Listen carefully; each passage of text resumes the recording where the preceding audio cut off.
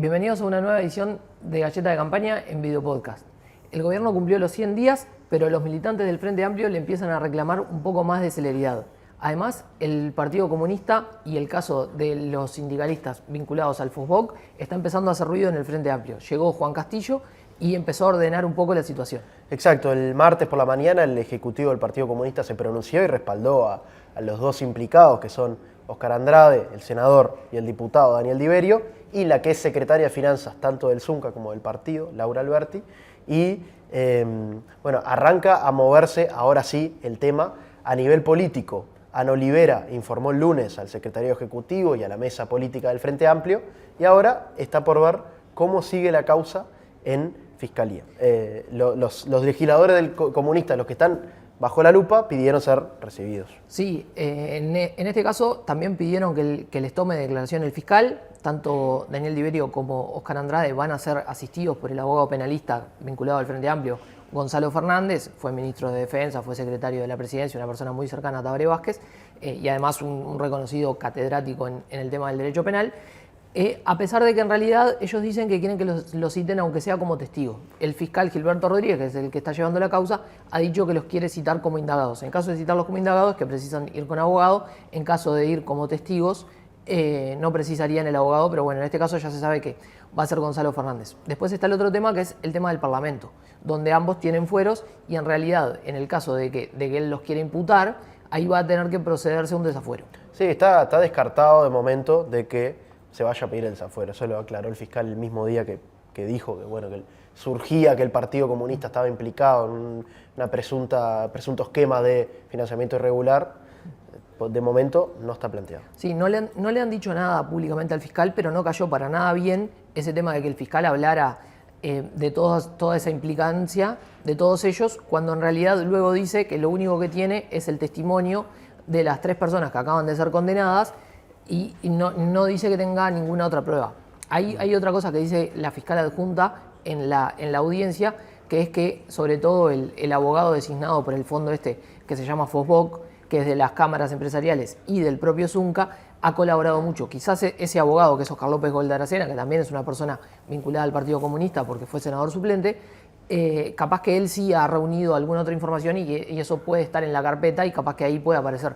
Pero por el momento la información que hay y sobre todo los testimonios, lo único que han hecho es decir que el dinero una parte del dinero ese que se robó, iba para el Partido Comunista y para financiar campañas electorales, pero son solamente testimonios de personas que asumieron su responsabilidad como condena. Eso en el Frente no pasó desapercibido. Sí, es la principal línea hoy de Óscar Andrade y también del Frente Amplio. Por un lado, el senador Andrade lo dice de esta manera: están tomando la versión de los sinvergüenzas, dice, ¿no? De los delincuentes. Y en el Frente Amplio un poco el estado de ánimo es como de mucha bronca. Hay 4 fondos de la construcción que han tenido distintos fines sociales y que han colaborado con situaciones de vulnerabilidad, y en este caso está ese enojo de cómo la herramienta queda con suspicacia por algunas maniobras delictivas. Sí. Ese es un poco el estado de ánimo. Sí, el término no sé si es enojo, pero también se puede hablar de que después de 100 días de gobierno, en la militancia frente amplista, particularmente en la gente que va a los comités de base, también se empezó a trasladar un poco ese estado de situación de que la marcha del gobierno no es a la velocidad que ellos querían o un poco no está haciendo todo lo que podía. Hay algunas actas ahí que están mostrando que en los comités están quejándose. Exacto, sí, es como capaz que la forma de sintetizarlo es decir gusto a poco, ¿no?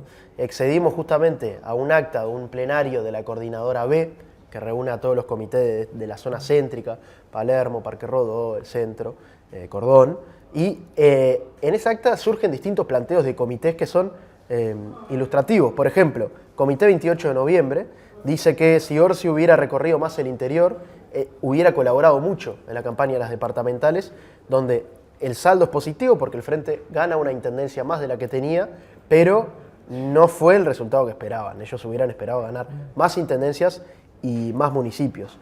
Dice, por ejemplo, el Comité del Parque Rodó: se vio el cansancio de la militancia. En Montevideo, concretamente, se perdieron votos por mala gestión, por la basura, por otros temas. Dice el Comité Palermo que hay problemas con el tercer nivel de gobierno, que juegan contra de los consejos vecinales.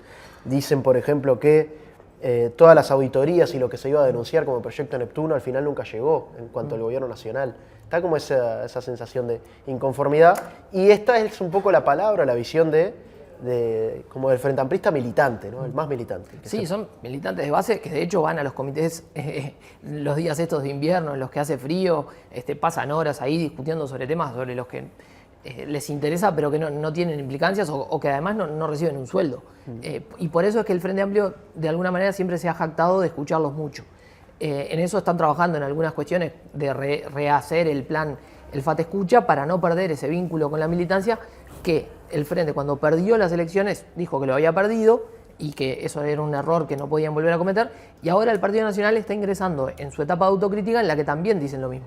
O sea, por lo general los partidos políticos se alejan de sus militantes, de sus bases más políticas, porque claro, se dedican a estar en el gobierno, sus principales figuras se dedican a esas tareas y olvidan esa parte. Y después, cuando pierden las elecciones, dicen, nos mandamos esta macana. Bueno, eso es lo que ahora el Frente le está pasando ya rápido, pero intentan de alguna manera corregirlo.